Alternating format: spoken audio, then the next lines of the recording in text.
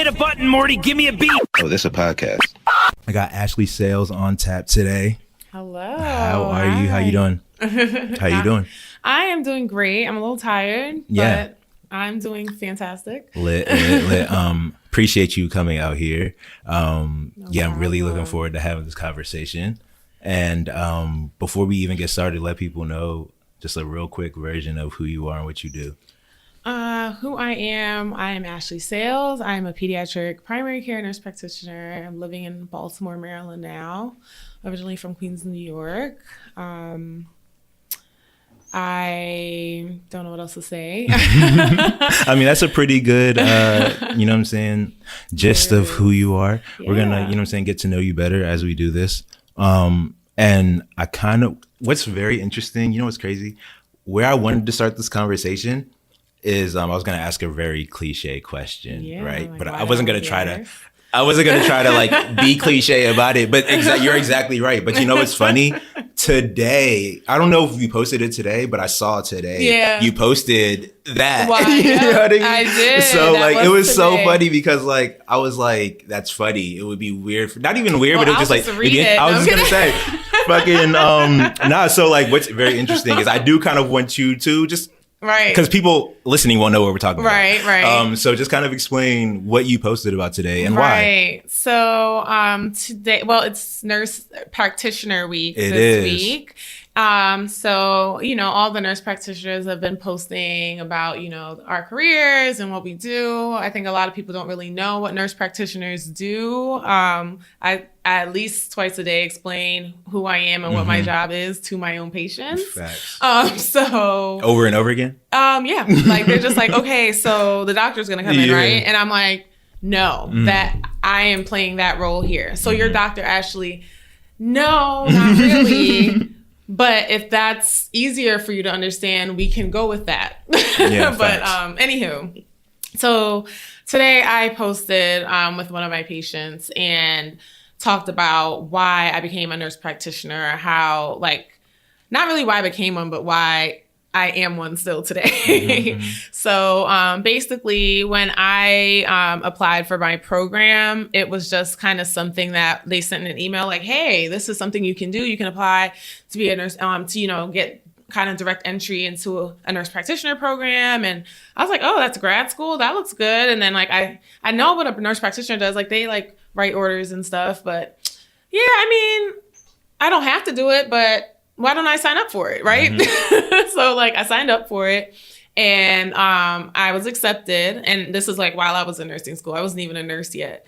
And as I'm going through nursing school and working as a nurse, I'm learning more about what nurse practitioners really do. Yeah. And I'm like, oh, okay, I actually really think this is pretty cool. Okay.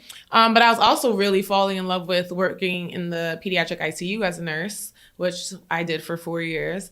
So I was kind of I don't really know if I'm doing the right thing. I don't really, get it. Maybe I'm just going to get this degree and kind of not use it and just stay a nurse or, have it in my back pocket or whatever. Yeah. So anywho, as I'm learning more about my role in grad school and going to my clinicals and following other nurse practitioners and things like that, I was realizing there was such a huge gap in the quality of care that some people got versus others. And I saw it every day. Yeah. And there were a lot of assumptions made about African-American people or low-income people. Patients? Yeah, the patients. Before they were actually seen? Right, yeah. It's you see their insurance and know that it's Medicaid and you walk in with an idea about them, know? And they don't even really give them a chance to prove themselves, So they're just oh, I'm not going to bother educating them because they're not even going to listen to me. Or they're not even going to understand what I'm talking about or they're not educated, so they won't,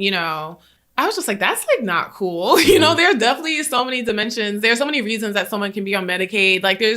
You can't just put everyone that's in one income bracket in one box, So I realized that was happening and that was affecting these these patients care, because like they weren't being educated as, you know, at such length as other people were. You know, like people are just like, oh yeah, just take this pill. They don't explain to them why they're taking the pill. They don't, you know, say why it's important for them to continue taking it. They just say, hey, do what I say because I say it, and expect for, you know, people to just listen. And I'm like, that's not how this works. You know, like Facts. There's so many reasons why it's not how that works with Black people, and like, you know, the history of Blacks in medicine and how we were treated and what we were and were not told about. And, you know, it's like, it's super important that we make sure that we're transparent with our patients and we treat everyone the same.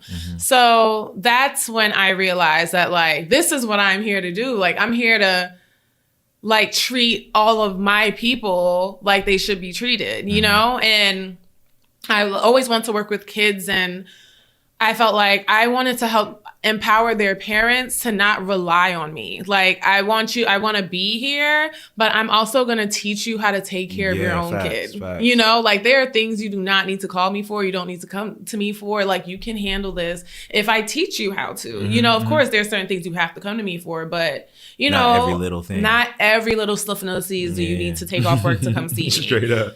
Like, seriously. So, and I mean, I still have parents that do that, but you know, that's what that's what came to me. And then even more than that, as I started working in my current role, it became more apparent why I should do what I'm doing. And tell me if my answer is too long.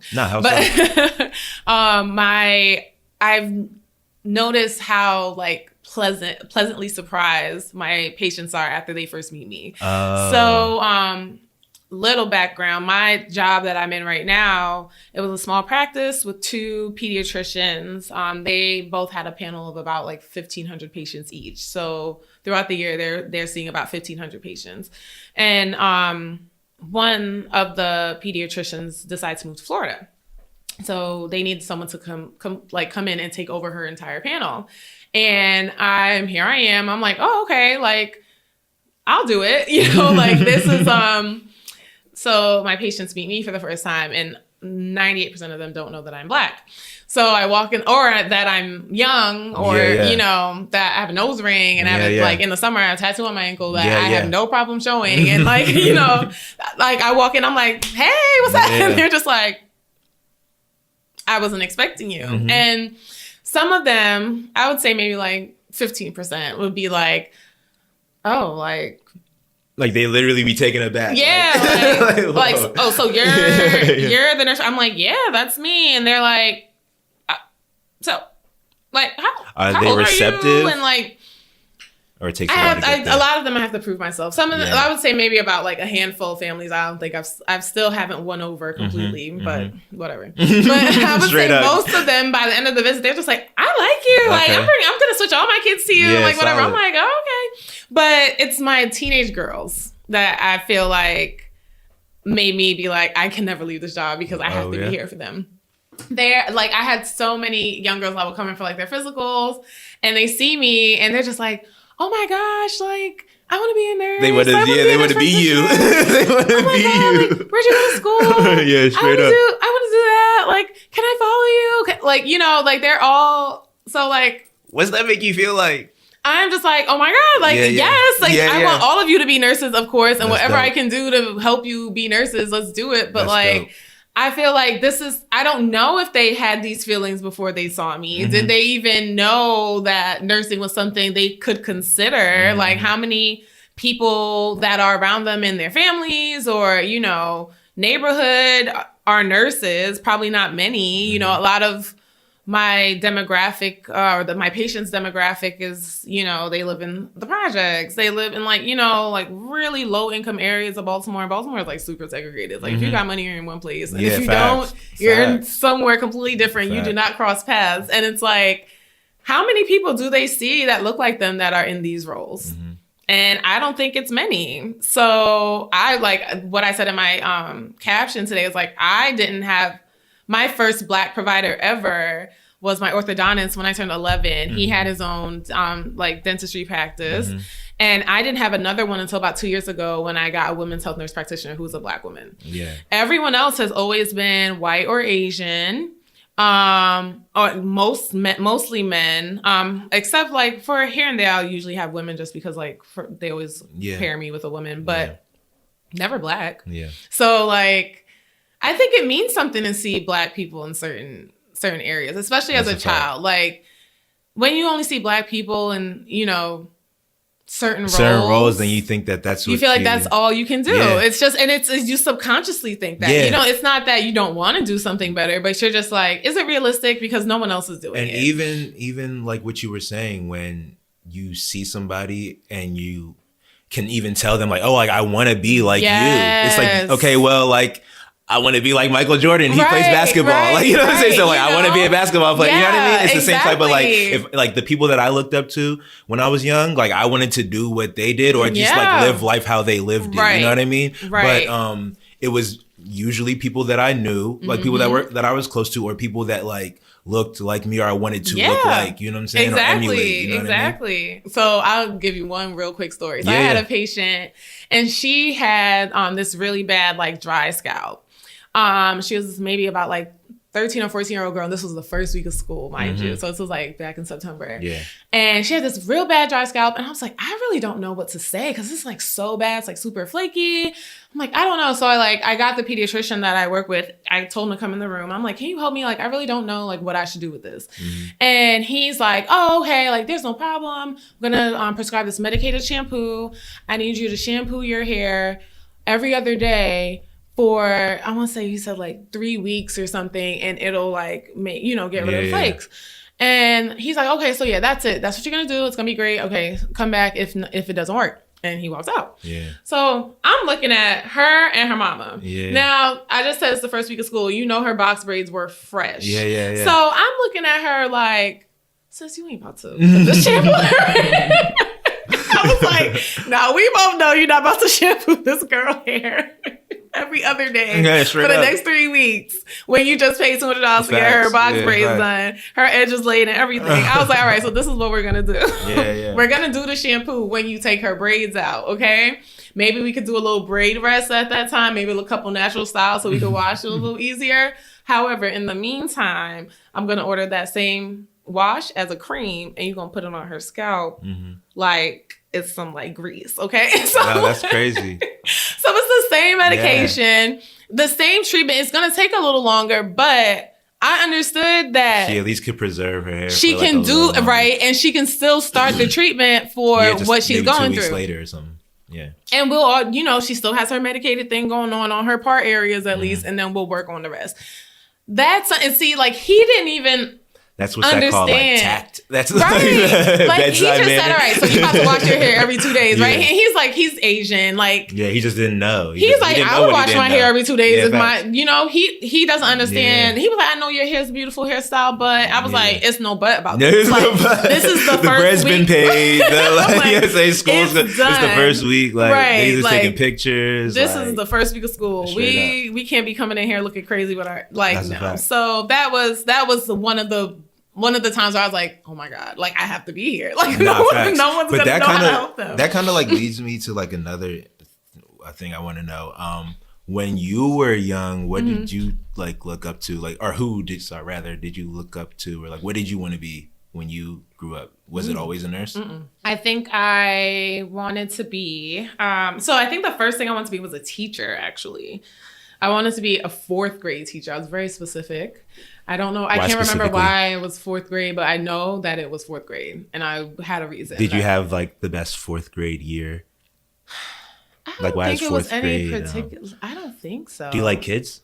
I love kids. Oh, okay. I always want to work I guess with that's kids. why you're in pediatrics. Yeah, I always want to work with kids. Okay. After that, I think I want to be a dentist after I met my orthodontist. I was like, oh, I want to be a dentist. Then there was a point in time I wanted to be a fashion designer, but my mom never bought me a sewing machine, so that kind of she was like, Ashley, I'm not buying you a sewing machine. And went. And I was like, you are like ruining my dreams. So straight up. That, you know, to this day, I could have been Marc Jacobs. Straight up. She ruined it for me. Anyway, in high school, I really, really, really thought about being an architect. I had this mandatory class we had to take called technical drafting for some reason. And it was like, we had to draw floor plans with like these special pencils and there was all this stuff to it. And I actually like really liked it.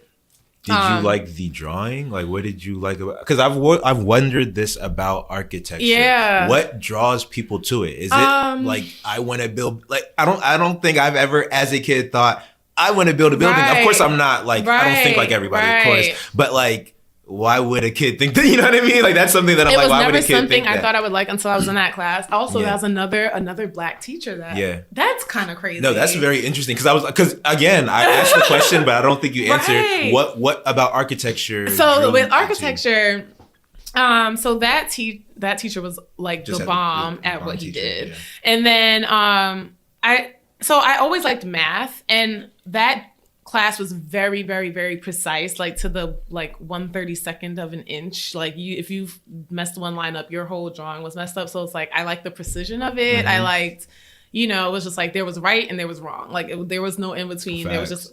There was no gray area, which is how I don't like gray area. Straight up. I'm like, no, this is right or this is wrong. Yeah. Like that. So I like that. I like that I could be creative, but in like a really functional way. Like I loved drawing floor plans. Like I wanted to like one day like draw the floor plans for my own house and like have someone build it and like it be structurally sound and it it makes sense and it's actually aesthetically pleasing and like whatever. I really liked it. Mm-hmm.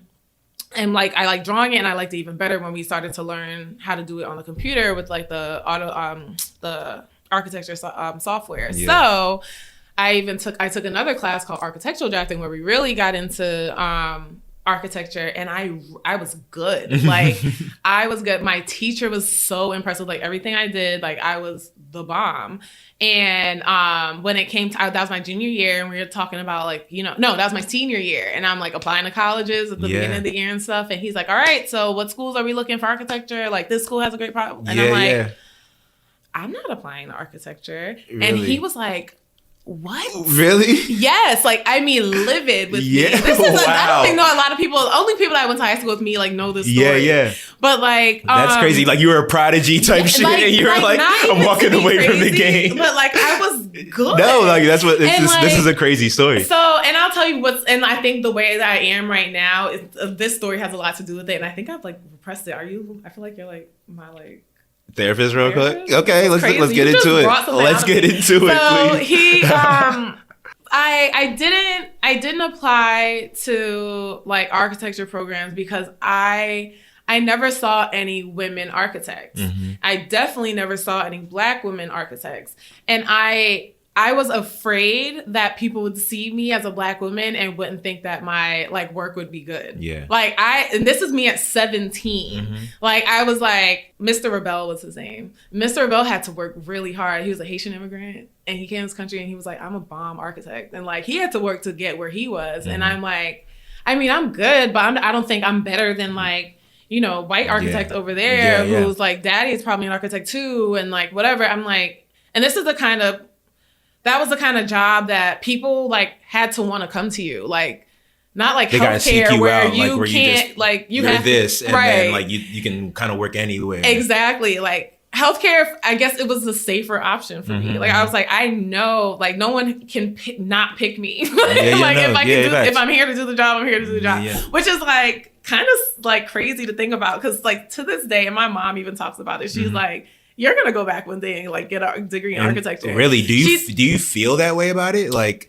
I loved it. I don't know if it's worth going back to school for. That's what I'm saying. Because I'm saying like, do you feel it now? Like, I mean, I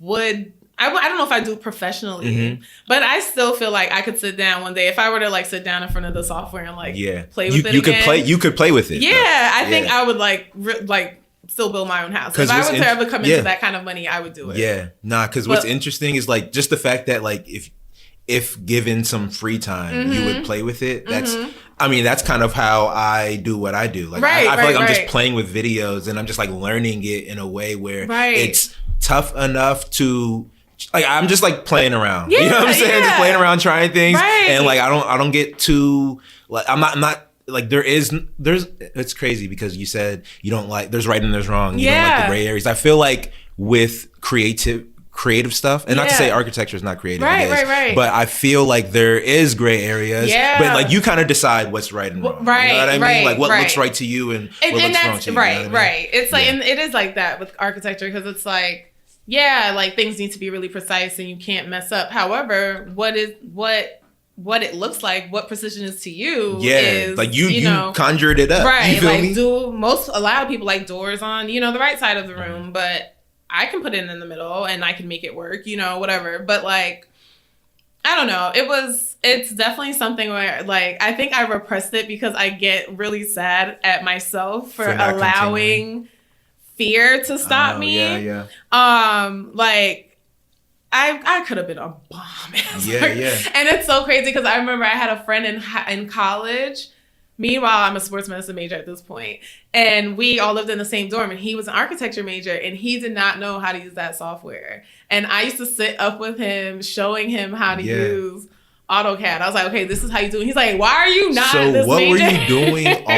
what were you doing on the software? Like I don't think I still have a good idea of like what you were doing. Were you're drawing structures? So it's like you're making lines and so it's like paint, like Microsoft Paint. So in the way that you're like exceptionally well, are you like creatively drawing the best things or? I mean, I felt like I was. I did pretty good stuff. From imagination. Yeah. So you like come up with, there'll be like certain rules. He would do like, okay, we want like a 5-bedroom, 4-bath, open floor plan, you would blah, draw blah, blah. You have to come. So it's like, where's the toilet going? Where's the shower? Where's this? Do I want a 4-piece bath, a 5? Do I want a walk-in closet? Do I not? How's that going to come? And it's like, you have to make sure it's structurally sound. That's like, lit. You can't put all this stuff on in one area and like, where's the support beam going to be in? Yeah. That's crazy. Yeah. Okay, so like you're literally designing the whole houses, floor, designing buildings and stuff like that. Yeah. Okay, that's super super interesting. Cool. And it's like still to this day I find myself like I go to different cities. I'm like, gosh, that's a nice ass building. Like, I was gonna say, like, do you look at buildings in that way? Yeah, and bridges. It's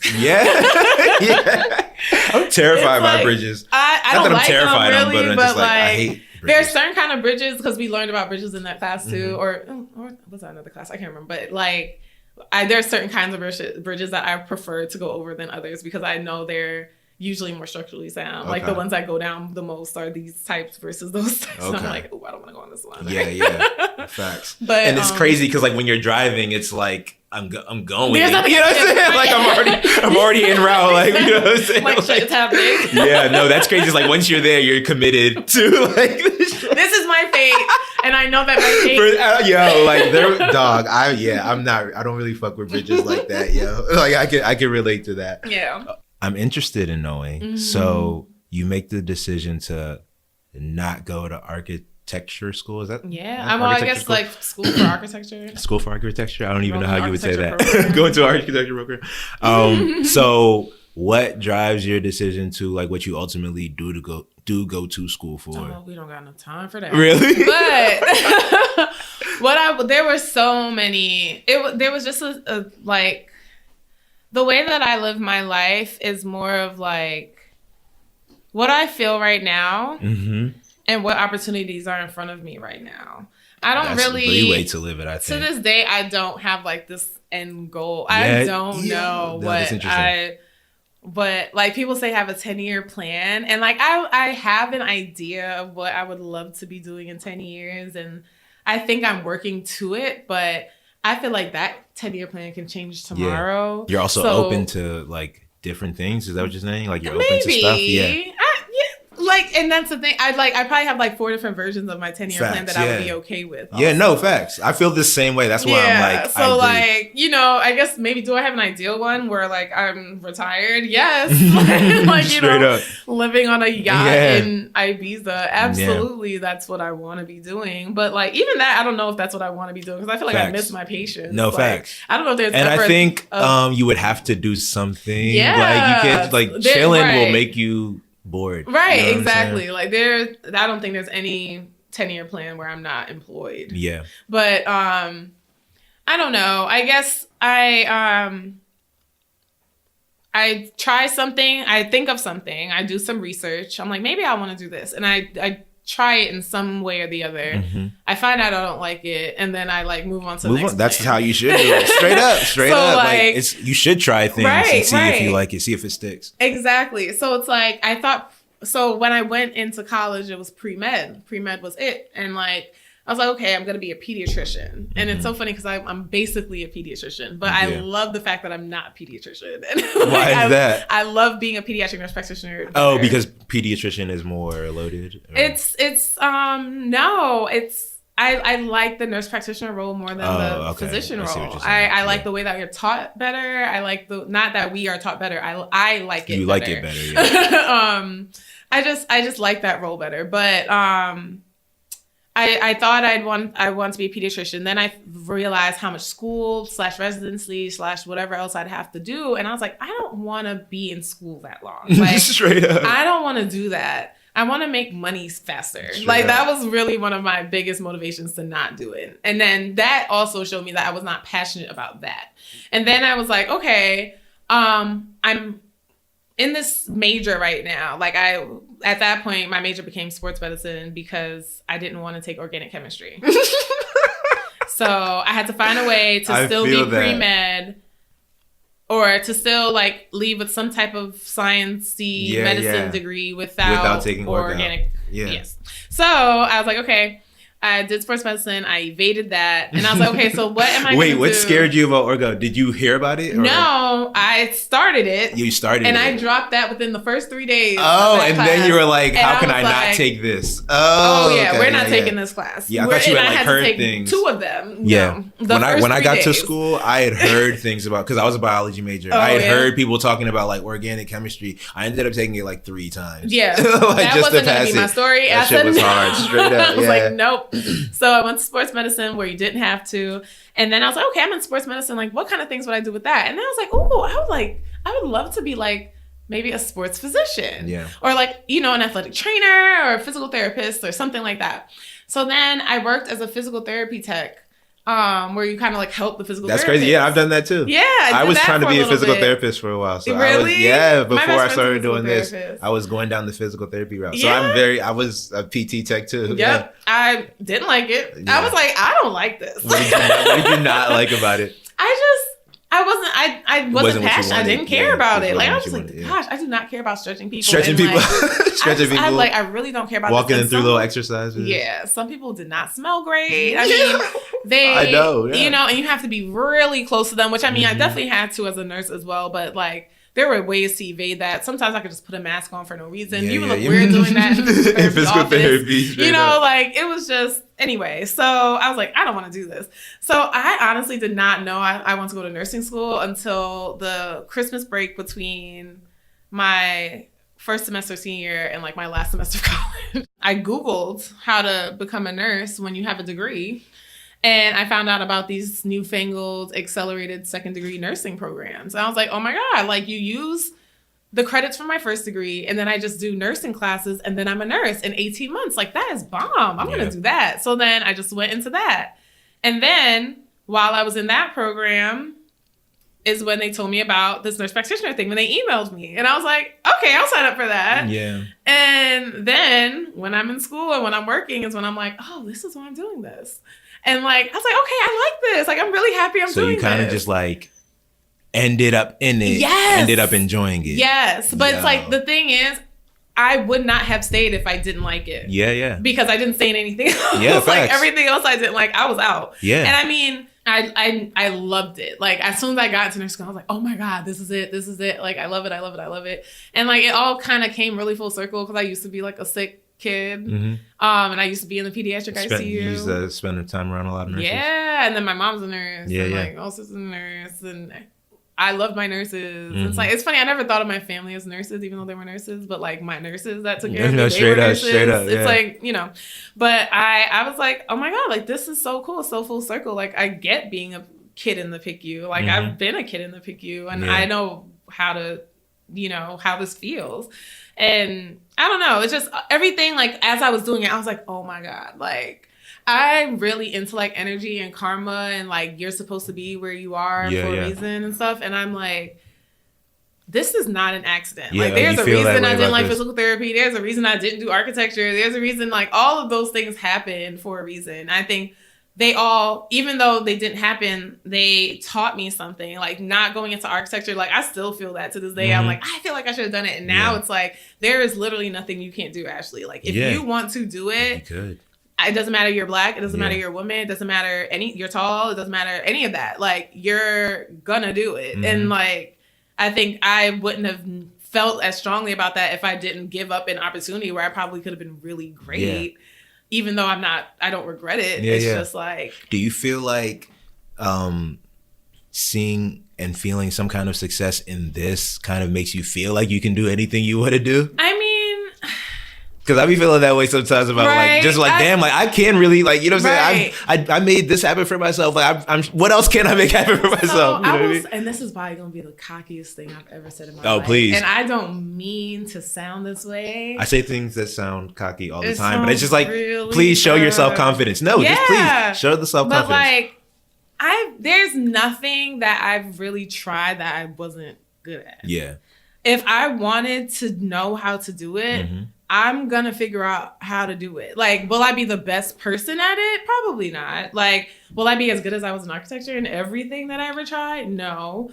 But there's, like, I was always good in school. Always good in school. When I hit first grade, they used to put me in the third grade reading and math class because I was reading through all the books in first grade. Like, you know, like straight up. And all the way up until like a free ride to Howard. Like that, like school was just easy. And like, as long as you tell me what to do, like I'm gonna try to do my absolute best in it. And I'm gonna put like all my focus towards it and all that. So it's like, I never doubted that. Especially after, and that's why I'm so mad at myself about architecture. like let me get into it. That's why I'm so mad about myself. I'm like, Ashley, when have you ever not been like the bomb at something? Yeah, facts. But I just didn't want to put my career into anyway. No, facts. I get it. I don't want to put but it's like now I know. But it was like I knew I would be good at nursing. Like I knew I would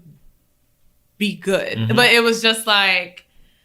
It wasn't just there were plenty of things I was good at I just didn't like. Like I just didn't care to keep doing. I'm like I didn't want to feel that way about my career choice. Yeah. So I think that's what makes me feel more like successful is the fact that I'm successful at what I do, but I actually love doing it. Yeah. Like I feel like there are plenty of people who are successful and like hate their jobs, hate what they do, like wish they were doing something else. Like I don't think there's any other job, like maybe outside of my own architecture firm, but like I don't think there's really any other job that I'm just like, I really wish I was doing this instead. Yeah, facts. And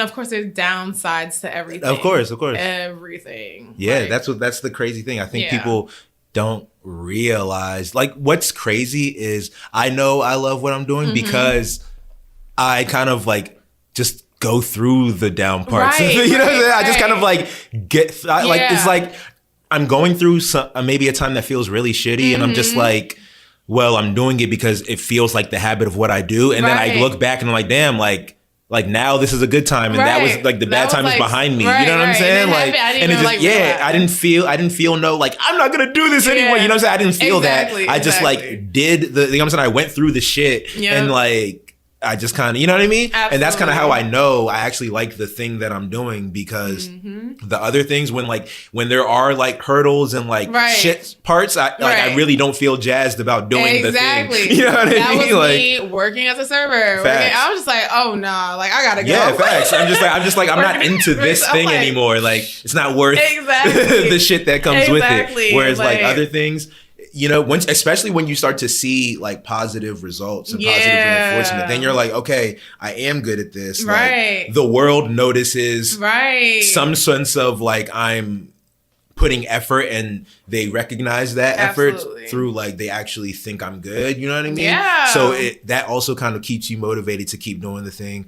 And yeah, you kind of just bull through those like shitty moments. You know what I'm saying? And don't even realize it. Absolutely. Yeah. What's also interesting about you, I think, is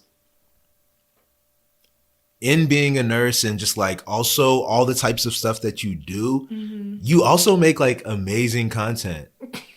for like social media. Like honestly, and because like, and what I'm talking about is just like your writing. I think you have a really good way of writing. Is that like that's not a skill that you know about? You're looking like really surprised.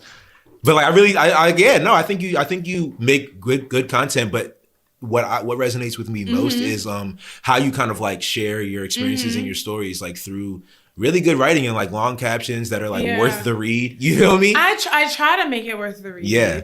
So oh my gosh, I guess writing. Why do I have a long story for everything? But like writing, I wasn't good at it at all. I was always a math person. I didn't really like to write. You don't think the two? Oh, you just didn't like it. I was about to say you don't think the two can coincide? No, absolutely. Okay. I just didn't. I didn't like it. It was too much. I felt like it was too much effort. I was just like, I don't want to do that. But I had this teacher who I wrote this paper for.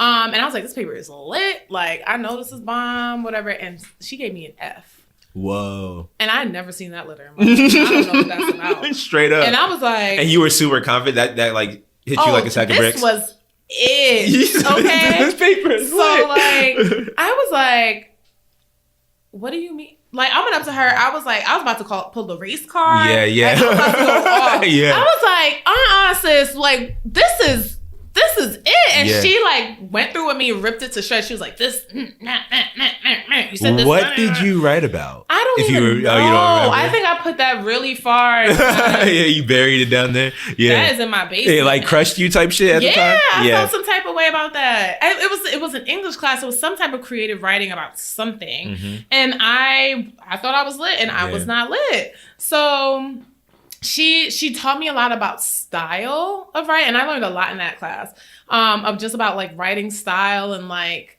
you know, changing up your vocabulary and like, you know, there's so many different ways to structure a sentence and like it doesn't have to always go the same way. You can put verbs in different places and like, you know, just stylists, you can just let your writing have style. Let your writing kind of like describe you. Yeah. And I don't want to write. I'm not a writer at all. I don't think at all. But like it definitely everything she ever taught me, it's like I don't even remember what she specifically said because I completely changed the way I write. Like I don't even know what I did before. I was 16. So like now the way I write is just the way I write. But like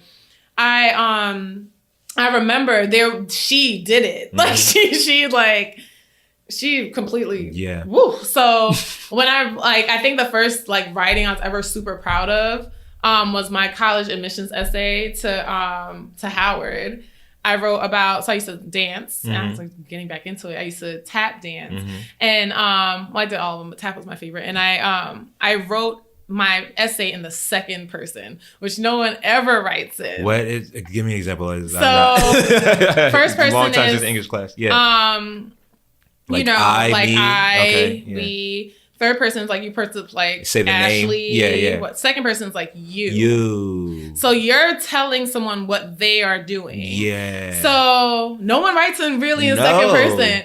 And what did that sound like? So I told them about their Saturday morning getting up every Saturday morning to go to dance class. Oh, like you're getting like I'm reading it and you're telling me what I'm doing, but like so I'm like you wake up at 6:15 every morning. You get cool. Yeah. You're really upset. You didn't finish whatever. Your mom really is upset about blah blah blah blah blah. But you know, so it's like you're walking through it. Yeah. And then you're so happy your shoes are making so much noise on the ground and blah, blah, blah. You know, like it was something like that. And like that's super dope. Before I submitted, I gave it to her, my teacher. And she was like, Ashley. Like she loved it. And it was crazy because I was just about to ask, like, did she ever give you an opportunity to redeem yourself? Or did you ever redeem yourself for that? Yeah. She did. She did.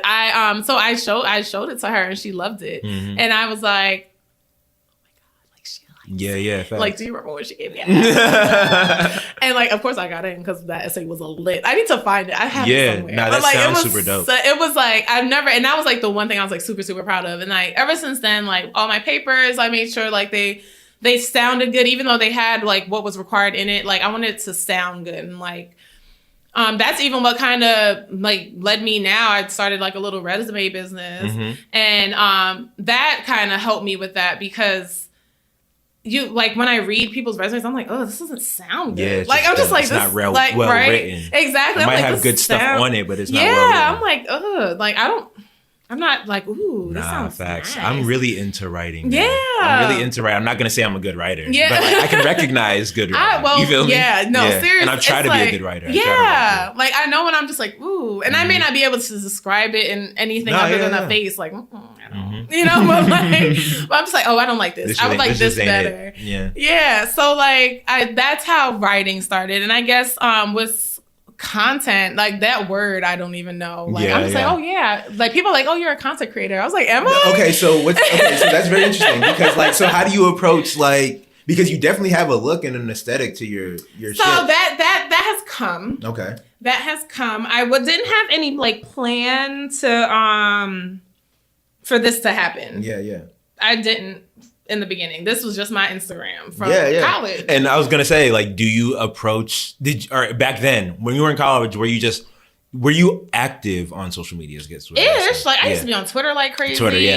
everybody was in college. I was on Twitter like crazy, Twitter, and then I just deleted it one day. Yeah, and I tried to get back into it, and I just couldn't. It's not the same. It's hard to get back into it. Yeah, I was like, what did I talk about? I'm like an innocent bystander on Twitter now, like straight up. I'm like, oh my, straight up. Like, that's funny. That's funny. And then I try to write something. I'm like, this is not it. Like, no, like this. And if I would tweet like 100 times a day, and I was like, I can't say anything. But when I had Twitter in college, I was tweeting all the time. It's like, crazy. Seriously, like we tweeted every 5 seconds, and like that was even like Facebook. I was on for a second, but even that, I was like, oh, my mom's on here, so I don't really straight up. Twitter was the place to be. That was it. And then Instagram came. I was like, well, I like Instagram, and it was like pictures or whatever. And I was like, okay, this is cool. And then I became. Let me see. When did this? So actually, one of my mentors, she was the career services specialist at my school, at Hopkins School of Nursing, and she like helped us with our resumes and stuff. And she's also like a really big influencer in where I started my resume business. But she was kind of getting into this, like using the social media to like, you know, as like a networking opportunity and like, you know, a way to connect with other nurses. And I was like, oh, so you're like talking to people you don't know on this. And she's like, this is back in like 2013, 2014. And I was like, oh, this is pretty cool. You know, I was like, oh, wow. So like she brought, she was following this other nurse, Katie Duke, who I love now.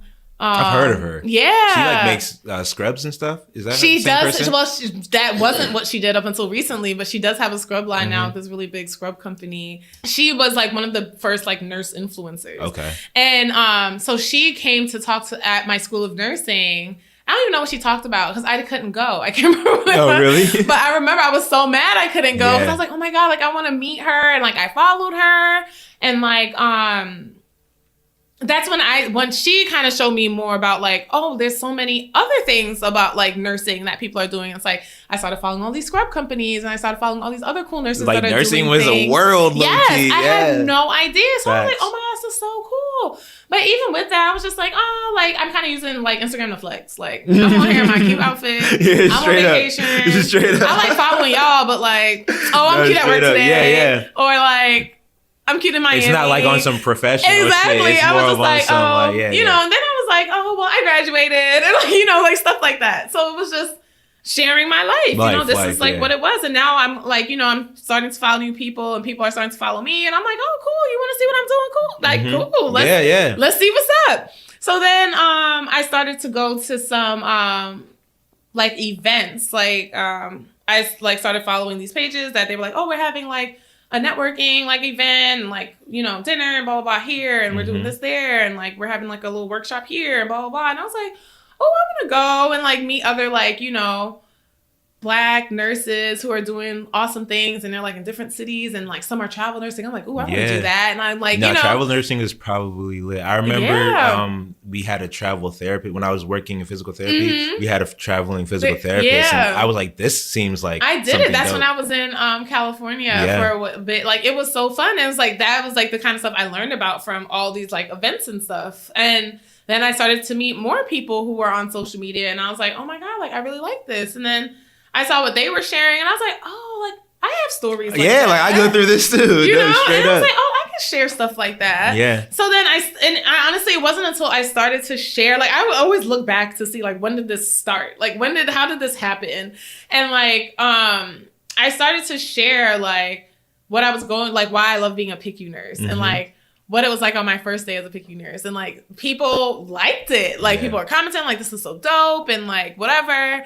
And I guess that's when I started creating content that I didn't know I was creating. Straight up. And it's like, I guess with like, you know, the way that I write pretty specifically, and like I like to tell stories. Definitely telling stories. And yeah, you know, and like, but I want you to feel me. So it's like, I tell you the story so you can feel like, I guess I'm telling you what you're feeling. And this is how I made it through. So this is how you can make it through too, you know? And it's like, maybe, I don't know if like when I was going through all these times, if I knew other people were going through things too, would I feel better about it? Like, you know, we all kind of feel alone and stuff. Yeah, definitely. And like, sometimes you need to see somebody on the other side of it to know that like, oh my God. There is another like, side. There is I can get there. Yeah. Like, you know, somebody's just like, let you know that it's possible. And that's kind of what I started to focus on, you know? So I was like, there's no reason that you can't, you know? And again, I think that ties into my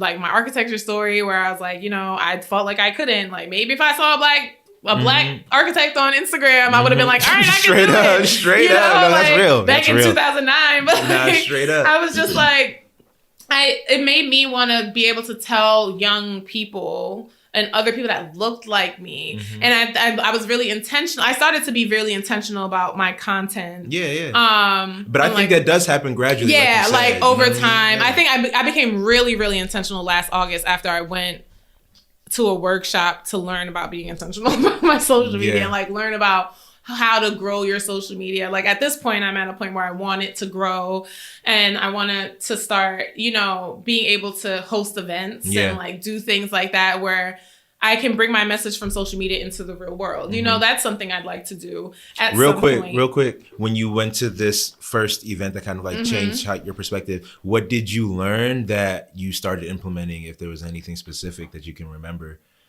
That you weren't necessarily implementing before, or thinking about before, people like know your business. Oh, basically, to be intimate with your stories and shit, and people will connect. People like, because I'm not, and even still to this day, I'm pretty sure people on my Instagram think they know my whole entire life. I'm like, oh my God, you know, like y'all know what I want you to know. Exactly. I'm like, y'all know a lot about one thing, straight up. You don't know a lot about most of it. Yeah, but like, I learned that it's like people resonate like with your business, like not just like yeah, it's nice that you're in Miami, but it's like, oh, I'm in Miami because I just had the worst day at work because the blah blah blah blah, and this is why, you know, like people want to know the backstory, so that I think the more you share, the more people feel they can relate to you. They may not relate to this part of the story, but I could definitely relate to that part, or like, you know, like, oh, this is the part I'm at. Like even I read through my comments all the time. People are like, oh, like, you're the reason why I want to, you know, get to this point because I'm here right now and I see that you made it past this point. And like, you know, like I went through something when I was in nursing school too. And like I lost my dad in nursing school. I got divorced in NP school. Like, oh, wow. Like, you know, and like, these are things that I've shared with my followers. Wait, you're saying you did those things? Yeah. Oh, really? Yeah, wow, that's crazy. Yeah, I lost my dad my first semester of nursing school. Wow, and sorry to hear that.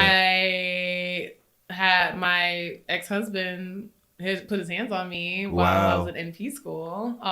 So I got a divorce. Yeah, that's crazy. So like, you know, people are like, I think when you're on Instagram, you show all these cute pictures and you're traveling around the world, everyone feels like you have absolutely no problems, you know, like because people don't post pictures of themselves crying. I always say that, you know, facts. Like I'm not posting you on my worst day. I'm posting you looking my absolute best because that's how I want people to view me.